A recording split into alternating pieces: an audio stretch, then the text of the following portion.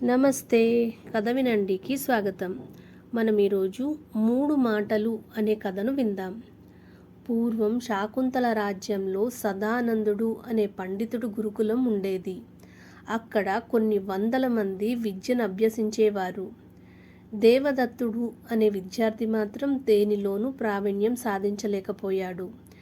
చివరగా సదానందుడు దేవదత్తుణ్ణి పిలిచి, నాయనా, నీకు విద్యలు అబ్బలేదు అని బాధపడకు.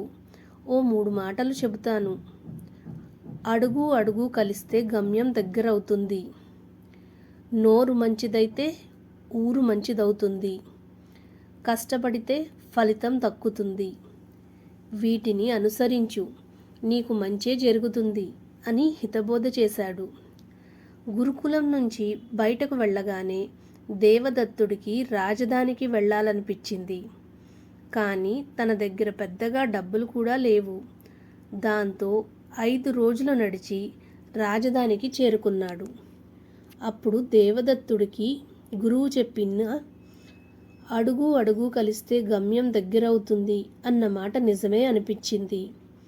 అక్కడే ఏదో ఉపాధి చూసుకోవాలనుకున్నాడు. చేతిలో చిల్లిగవ్వలేదు. నాకిక్కడ ఎవరూ పరిచయం లేదు, పని ఎవరిస్తారు అని బాధపడ్డాడు. కానీ తన మాట తీరు మంచిగా ఉండటం వల్ల పెద్దగా కష్టపడకుండానే ఓ దుకాణంలో పని దొరికింది. గురువు చెప్పిన మాట నోరు మంచిదైతే ఊరు మంచిదవుతుంది అనేది వాస్తవమే అనిపించింది.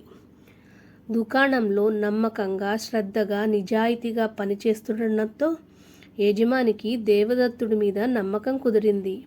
వ్యాపారం మొత్తం దేవదత్తుడికి అప్పగించి ఊపిరి పీల్చుకున్నాడా యజమాని. తక్కువ సమయంలోనే వ్యాపారం రెట్టింపైంది.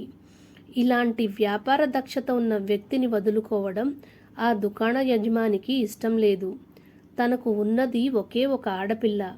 అందుకే ఆమెను దేవదత్తుడికిచ్చి వివాహం చేశాడు. అలా కొన్ని నెలల్లోనే వ్యాపారం మరింత విస్తరించింది. కష్టపడితే ఫలితం దక్కుతుంది అని సదానందుడు చెప్పిన 3వ మాట కూడా నిజమేననుకున్నాడు. తన శిష్యుడి ప్రయోజకత్వం తెలిసి గురువు కూడా చాలా సంతోషించాడు. కథ సమాప్తం.